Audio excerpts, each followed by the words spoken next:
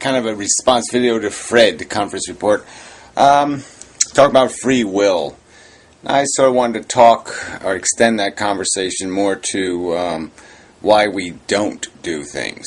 This procrastination mechanism, and there's probably another word for it.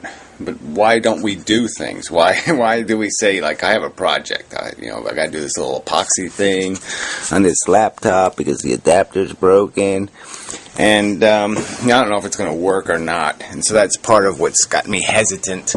But I mean, it's a project's been lingering for a week. I haven't done it. I feel like kind of an asshole, for not doing it, because it's not a big job, and I haven't done it.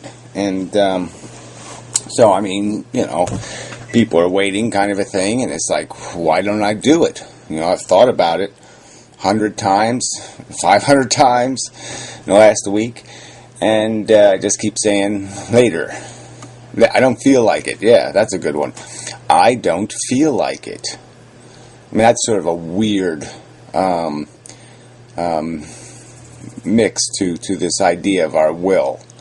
That we have to wait for our will. We have to wait for some sort of mechanism inside of us to say, yeah, I feel like doing that. And so the will isn't so much about just a reflex or just a thought or just an idea. It's about a whole complex arrangement of disposition.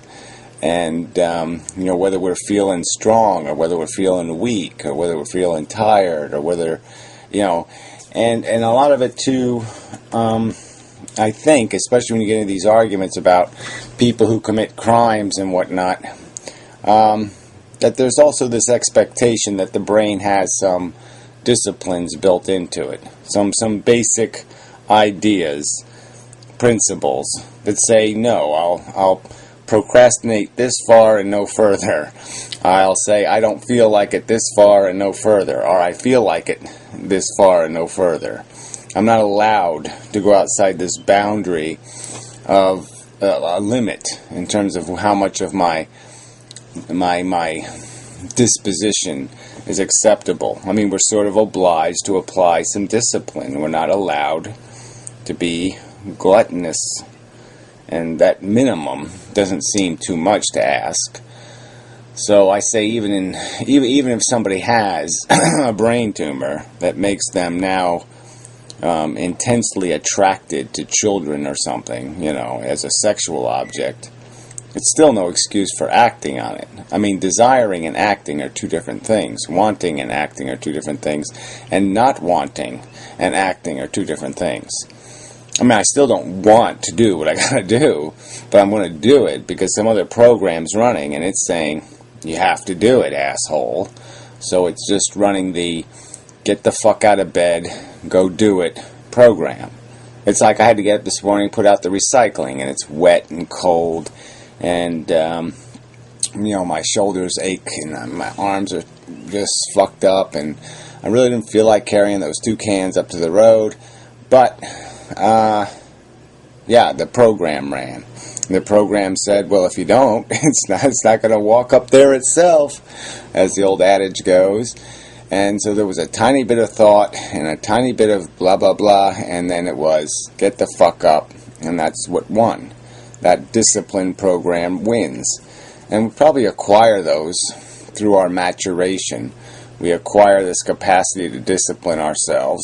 We're a bit uncontrollable in our very early youth, and we become more and more controllable as we mature because we acquire these stupid discipline programs that enable us to get up when the alarm clock rings, or show up on time for our lunch or dinner or whatever the game is, whatever the requirements are, do our chores, run the program that just disciplines us, obliges us to mechanically perform a process that we know is obligatory to any other process we want to accomplish. That it's sort of a necessity that this gets done first, or everything else is fucked because you didn't get this done. So anyway, I guess the only thing I'd add further so I get to my project, is you know, I really don't like where the conversation's been. You know, the will isn't that mysterious in the sense that this determinism question really should be a dead question, and the question of what exactly does will us, you know, what kind of thought programs, conceptual programs, because that's really all there are. There's just ideas, there's associations, there's things like that discipline program, there's just some sort of nagging conscience, if you want to call it that, that is going to, you know, voice an opinion on the disposition. The want and the desire is going to be tempered by those control programs. I guess that's the word to put it. And you know, and everything else that we do where we see some sort of possibility of will, of freedom, we know that there's a calculation. You can watch it happen in your head. I mean, you can't just stay. If I give you 10 things and I tell you to pick one, you can feel your brain saying, well, which one do I pick? Oh, well, I like the number 3. Oh, but 7's cool too. Yeah, I do like odd numbers, so 5 would be okay maybe. Now 5's in the middle. Fuck that. 7, 3, 7, 3. Yeah, that's what it's. I'm inevitably going to pick 7 or 3. That's what's going to happen. Usually. Alright, and I'll only pick something else now and then just because my brain will say, well, you picked 7 last time you had this kind of situation. And we can see that shit happening. I mean, there's just no... we can see that, you know, you can see it. I mean, it's like that whole ink blotty thing, you know. You can see what your brain does as it tries to put an image together or see something. And the associations and... You know, and it's all about what part it sees first in many cases. I mean, because if it sees the little bottom pieces first, then it's going to see an octopus. And if your eyes go to the top first, then it's going to see I don't know, a suit of armor or whatever the fuck it is. But we can understand that it's just a reactionary mechanism.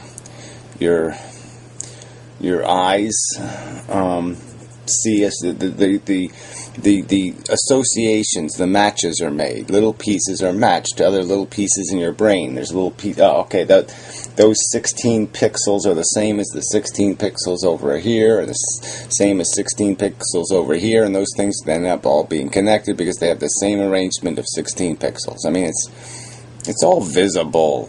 So there shouldn't even be a conversation about it. And okay, granted, you have to have the conversation because people want to keep pretending there's some them in here. This brain thing isn't a brain, okay? No, it's just a couch where they sit in their little couch and they pull their levers of choice, you know, because they don't really think it through, that it's just a brain. That's all. We are a brain. We are not a we. We're a brain. It's a brain. All kinds of little organ things, blood pressure, blah, blah, blah, blah, blah, blah, neurons. There's no me in there pushing buttons saying, I'm going to make Gary do something funny. No, this ain't happening. And I know there's that perception, or at least that... It's like the God thing. I mean, people just don't even think far enough to say, well, if I'm claiming there's a God necessary to build a microorganism, then how do I account for the existence of the God? I mean, it is kind of silly to say God always was, but he was just like sitting on a couch forever, and then one day said, oh, I shall invent a man. Why? Who knows?